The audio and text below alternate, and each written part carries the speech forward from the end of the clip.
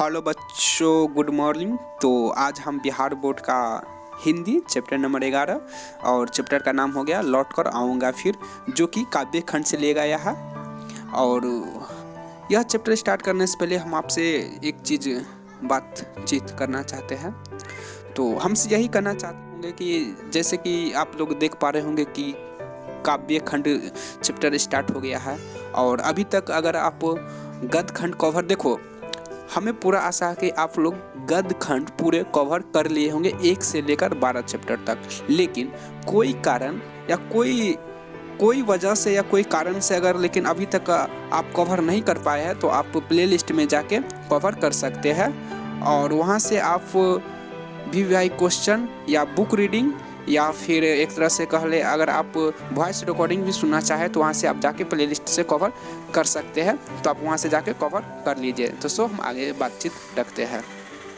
तो जैसे कि आप लोग देख पा रहे होंगे कि यहाँ पे गद्य खंड एवं काव्य खंड दोनों मिलाकर 24 चैप्टर हो जाता है। तो इसे आप याद कर लीजिए, क्योंकि यहाँ से आपको बोर्ड की परीक्षा में 10 से 15 नंबर आपको 100% ऑब्जेक्टिव के रूप में पूछा जाता है। तो इसे आप याद कर लीजिए, आपको यहाँ से 10 से 15 नंबर जरूर मिल जाता है ऑब्जेक्टिव के रूप में। तो इसे आप जरूर याद कर लीजिए। रह गया बात आपको याद कैसे करना है, तो देखो इसमें आपको इस तरह से याद कर लेना है।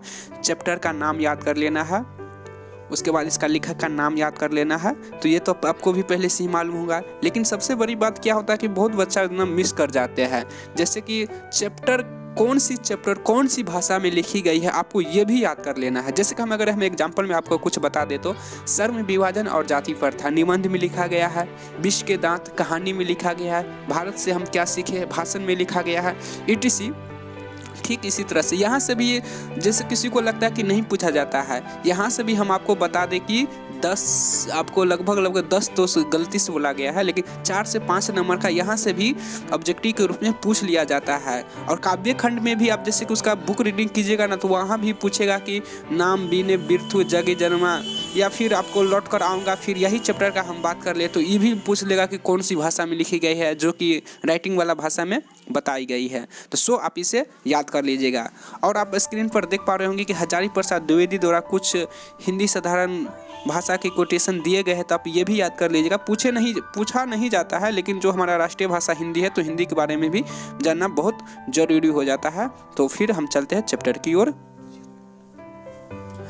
तो सो लौट कर आऊँगा फिर का राइटर हो गया जीवनानंद दास जी। तो आप इसका भी आप चाहे तो यह रीडिंग कर सकते हैं, या फिर आप चाहे तो वॉइस रिकॉर्डिंग सुनने के लिए फिर यही प्लेलिस्ट में आपको जाके वॉइस रिकॉर्डिंग सुन सकते हैं। क्योंकि यहाँ से भी 2 से 3 नंबर का ऑब्जेक्टिव पूछा जाता है सिर्फ राइटर का नेम से। तो अब से यानी कि हम आपको बता दें टोटल यानी कि 50 नंबर का ऑब्जेक्टिव पूछा जाता है, उसमें से हम आपको लगभग बताते 30 से 35 नंबर का ऑब्जेक्टिव बुक से पूछा जाता है, जो कि आपको बुक से कवर करने के लिए आपको बुक रीडिंग करना ही पड़ेगा। अगर आप एक बार रीडिंग कर लीजिएगा 24 चैप्टर का, तो आपको 30 से 35 नंबर आसानी से टिक मारकर आ जाइएगा।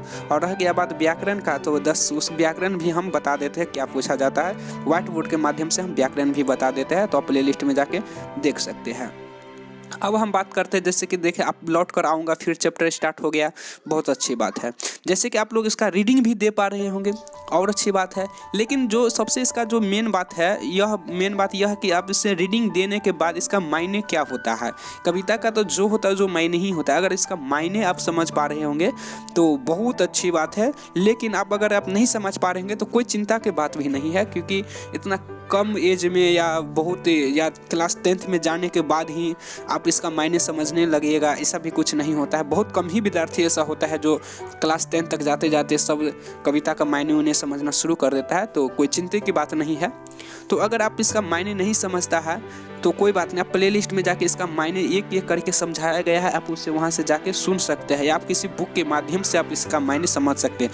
देखो हम आपको बता दें कि इसका मायने समझना बहुत जरूरी हो जाता है, क्योंकि इसका जो देखो इस कविता का क्या होता है, कोई भी कविता आप ले ले उसका जो होता है उसको मायने ही होता है। ऐसा नहीं होता कि हम कविता रीडिंग कर ले तब इससे हम जो प्रश्न पूछेगा हम पूरे लिख देंगे, कभी लिख ही नहीं पाओगे जब तक इसका मायने नहीं समझोगे, जब तक तुम लिख ही नहीं पाओगे। इसका नहीं तुम ऑब्जेक्टिव में सही टिक मार कर आ पाओगे, नहीं तुम क्वेश्चन का सही लिखा हुआ है, लेकिन आप इसे एक बार इसका मायने सही सही जान जाते हैं तो फिर आपके सामने इससे रिलेटेड कोई क्वेश्चन दे दे या कोई ऑब्जेक्टिव दे दे तो इसे आप टिक मार के जरूर आ पाइएगा।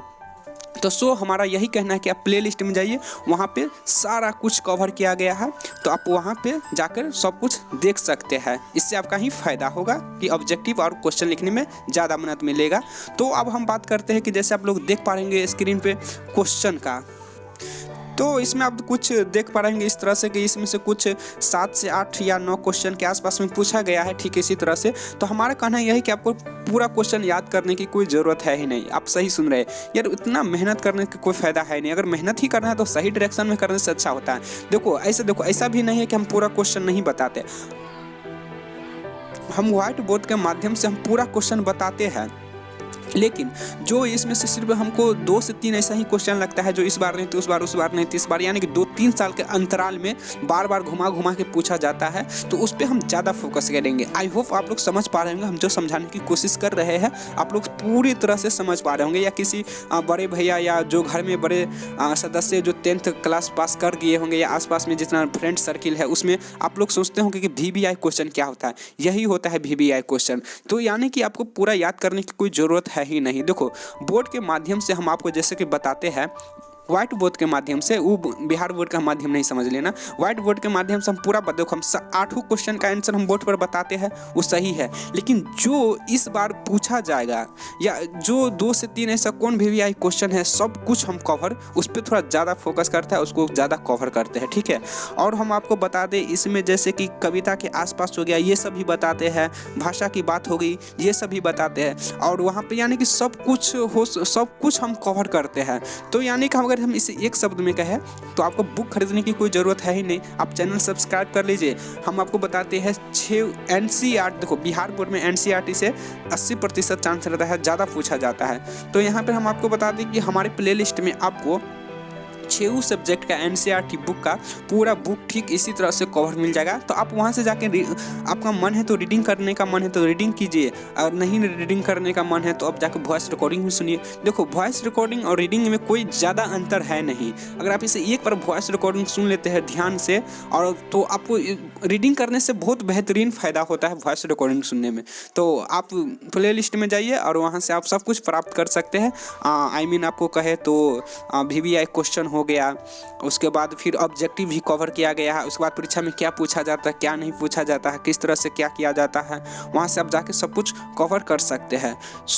यहाँ पे हम कुछ ये भी बताना चाहेंगे कि थोड़ा कुछ हम कवर नहीं कर पाए, उसे हमारा टीम बहुत तेज़ी से कवर करके और प्ले लिस्ट में डालने की कोशिश करेंगे। तो आप जाके चैनल सब्सक्राइब कर लीजिए और फिर आप आगे पढ़ाई कीजिए। नो बहाना, ठीक है।